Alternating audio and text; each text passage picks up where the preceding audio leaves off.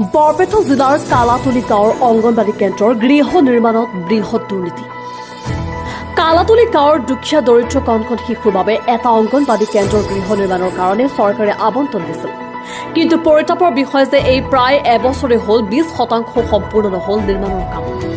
অৱশেষত গয়া ৰাইজৰ গাঁঠিৰ ধন ভাঙি মাটিৰ কাম কৰি দিছিল। একমাত্ৰ ঠিকাদাৰ আৰু বিভাগৰ দায়িত্বহীনতাৰ বাবে এনেকৈ পৰি আছে গৃহ নিৰ্মাণৰ কাম। আচলতে ভালুকৰ হাঙিলৈ পৰিণত হৈছে নেকি 311 নং আৰু 189 নং অংগনবাড়ী কেন্দ্ৰৰ গৃহ নিৰ্মাণৰ কাৰ্য? বৰপেটা জিলাৰ শিক্ষা বিভাগৰ দৃষ্টিত পৰা নাই নেকি এই দুখন অংগনবাড়ী কেন্দ্ৰৰ অসম্পূৰ্ণ ছবি? কাৰ আশীৰ্বাদত পৰিপুষ্ট হৈ আছে ঠিকাদাৰ ৰাজু দাস?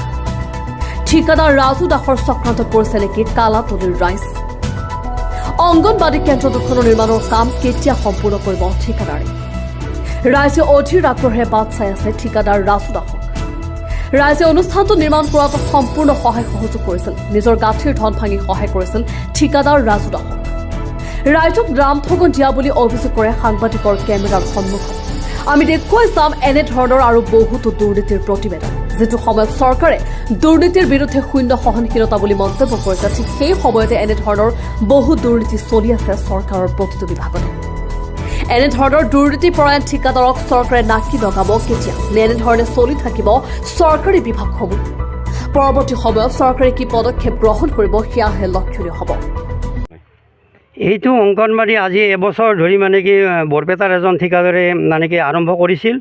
আৰু এই আৰম্ভণি সময়ছোৱাত তিনিবাৰ মিস্ত্ৰীয়ে এই তিনিটা ইটা গুঠি 3বাৰ মিস্ত্ৰী বদলি হৈ গৈছে।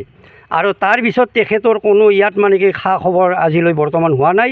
আৰু তাৰ পিছতো আমি এইটো যি ছুপাৰভাইজাৰ তেখেতে আহি আছিল, তেখেতকো আমি 2-3 মান উল্লেখ কৰিলোঁ যে এইটোৰ বিষয়ে আপুনি অলপ আমাক কিবা ক'ব নেকি। গতিকে এতিয়ালৈ বৰ্তমান কোনো ধৰণৰ সিদ্ধান্ত হোৱা নাই আৰু তেখেতৰো কোনো যোগাযোগ নাই, ইয়াত উপস্থিত হোৱা নাই। বৰ্তমানে এই অংগনবাড়ী কেন্দ্ৰটো ক'ত চলি আছে? এইটো আমাৰ কালাতলি গাঁৱৰ সৰুক্ষেত্ৰী সমষ্টিৰ কালাতলি গাঁৱৰ এটি মিনি অংগনবাড়ী কেন্দ্ৰ মৈৰাবাৰী চুপা। এই 311 নম্বৰ কেন্দ্ৰটোৰ নাম।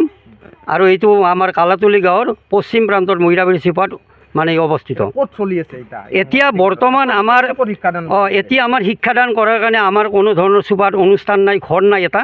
তাৰে কাৰণে আমি চুপাবাসীয়ে আমি অংগনবাড়ীৰ সহায়িকাৰ ঘৰতে আমি বৰ্তমান ল'ৰা ছোৱালীখিনিক শিকাব দিয়া হৈছে। এটা কথা শুনিবলৈ পাইছোঁ যে আপোনালোকৰ নিজৰ গাঁঠিৰ ধন খৰচ কৰি ইয়াত মাটি পেলোৱা এটা কথা ওলাই আছে। হয়, সেইটো সঁচা কথা। তেখেতে আমাক প্ৰথমতে কামটো নকৰাৰ আগে আগে আমাক চুপাবাসীক কৈছিল যে ইয়াত ভেটিৰ মাটিখিনি আপোনালোকে ৰাজহুৱা হিচাপে আমাক দিব লাগিব, আমাৰ কোনো ধৰণৰ ইষ্টিমেটত নাই। আমাৰ ইয়াত 24,000 টকা খৰচ হৈছিল মাটিখিনি।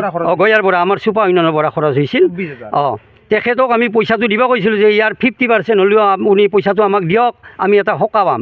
কিন্তু তেখেতে বৰ্তমানো আমাক 2 টকাও পইচা যোগান ধৰা নাই। বৰপেটা জিলাৰ শিক্ষা বিষয়া কি জনাব?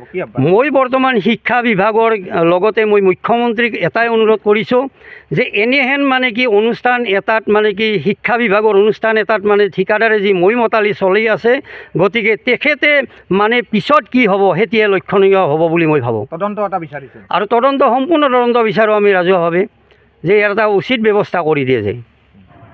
আপোনালোকে ঠিকাদাৰৰ লগত যোগাযোগ কৰিছিল? ঠিকাদাৰক যোগাযোগ কৰিছিল, পাছে ঘৰ চৰো বান্ধি দিলোঁ, ঠিকা আহিব বুলি, মিস্ত্ৰী আহিব বুলি, এই থকাৰ কাৰণে এনেই ৰৈ আছে। আপোনালোকে নিজৰ গাঁঠিৰ ধন ভাঙি ঘৰ বনাই দিছিল? মোটামুটি এনেইতো। ঠিকাদাৰে খৰচ দিছিল নেকি? খৰচ দিছি অলপ এনেই হাজিৰা কৰা। আৰু তাতে যি কামটো আৰম্ভ কৰিছিলে তাৰে কামটোৰ কথাটো অকণমান কৈ দিয়কচোন আপুনি ভালকৈ। তাতে ৰাতি বান্ধিছিল তাহোন মাটিটো অলপ এনেই পষ্ট ঢালছি ঢালাত, তাৰ পৰাই আৰু নাই আহাই নাই। আৰু 1 বছৰ হয়ে দে মোটামুটি। ঠিকাদাৰৰ খবৰে নাই? ঠিকাদাৰৰ খবৰে নাই। ক'ৰবাত তিৰিত না কিবা কেঞ্চাৰ বেমাৰ হোৱা বুলি, ক'ৰবাত চেন্নাই না ক'ৰবাত যাই থকা বুলি কৈছি, কিবাকে খবৰে নাই। এনে ফোন চোন কৰিছিলে নাই, ফোন কৰিলেও নালগে। আৰু অংগনবাড়ীৰ বাইদেউ কৈছে ফোন কৰ, নাম্বাৰটো দিছিল, নালগে। এতিয়া আপুনি কি ক'ব? চৰকাৰক কি ক'ব? চৰকাৰে অলপ গুৰুত্ব দিলে ভাল হয়। ঠিকাদাৰী ৰেডলি চৰকাৰে বনাই দিব দিছে। তাৰ পৰা ঠিকাদাৰে পইচা উলিয়াইছে নে আপুনি জানেনে? উলিয়াইছি, নহ'লে মাটি দিব পাৰে না। আৰু অলপ খুটা বান্ধৈছি। অংগবাদীৰ ঘটনা ফাৰ্ষ্টতে সিহঁতে কৰিছিল, কিন্তু এই খুটা চুটা এনেকৈ বনাই অলপ মাটি দি কিনে ইহঁতে গুচি গৈছে এতিয়াকলৈকে আহাই নাই এতিয়া ঘৰ বনাই দিছে ইয়াতে ৰাইজে ইয়াত থাকিম বুলি কৈছিল ইহঁতে তাতেও থকা নাই এতিয়া 1 বছৰে হ'ল 1 বছৰ মানে 1 মাহ কম আছে এই বছৰ হ'বই আৰু তোমাৰ গেলি 1 বছৰে হ'ল এতিয়া কামটো আধা হৈ আছে এতিয়া মেইন বস্তু হ'ল কি ইয়াতে আহি পেলাই কৰ্মটো কৰিলি চলি পলি অলপ শিক্ষাত ভাল হয় আমাৰ এইখিনি ইয়াত কিমান মান ল'ৰা ছোৱালী আছে আছে বহুত আছে মোটামুটি 60-70 জন মানে আছে এতিয়া কি ক'ব আপুনি চৰকাৰক কিবা ক'ব নেকি এতিয়া চৰকাৰে এইটো বনাবাই দিছে এতিয়া ঠিকাদাৰে নবনালে আৰু আমি আৰু চৰকাৰক কি ক'ম চৰকাৰে ভালেখিনি কৰ্ম কৰি দিছে এতিয়া তেখেত বনালে আমিও শান্তি পাওঁ আৰু ঠিকাদাৰৰ ওপৰত কিবা বিহিত ব্যৱস্থা ল'ব লাগে বুলি যদি নাহে এইটো মাহৰ পিছত ব্যৱস্থা ল'বইতো লাগিব সৰ্থেবাৰীৰ পৰা নৱজিত নাথৰ ৰিপৰ্ট অমৃত নিউজ অমৃত প্ৰবাহ অসমীয়া সাপ্তাহিক কাকতৰ ডিজিটেল সংস্কৰণ অমৃত নিউজ সত্যৰ সন্ধানত অমৃত নিউজ